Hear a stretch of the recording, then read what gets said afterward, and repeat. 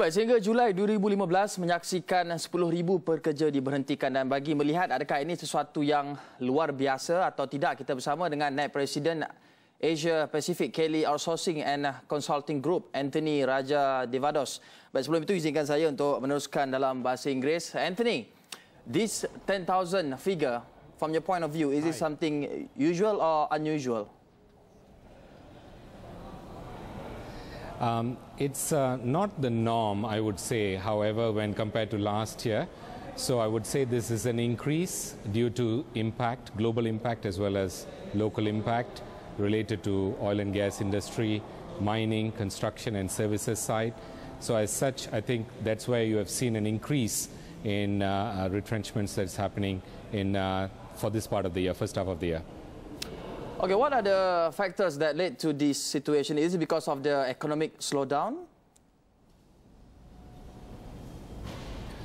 I would say it's a mix of factors. One is certain industries are slowing down, so companies are more cautious as such.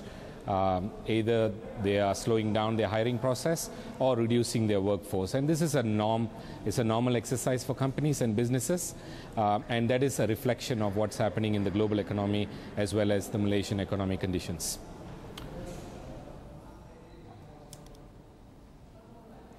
Okay, from your point of view, is this issue will affect the local or just affecting the local scene, or you will see this situation in worldwide?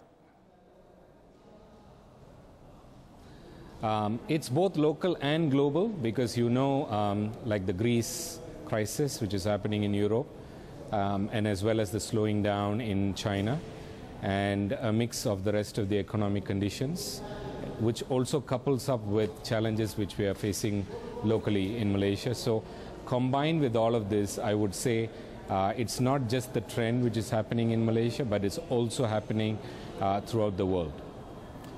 Okay, I'm sure that the most important question is how long will this situation persist, because every year we see many thousands of graduates from university will become a job hunters. So how long will this situation persist? Okay. I wish I could give you an accurate answer, but it is a combined effort, I think. We need to ensure that we are prepared for change. That is one thing. Anticipate changing is important.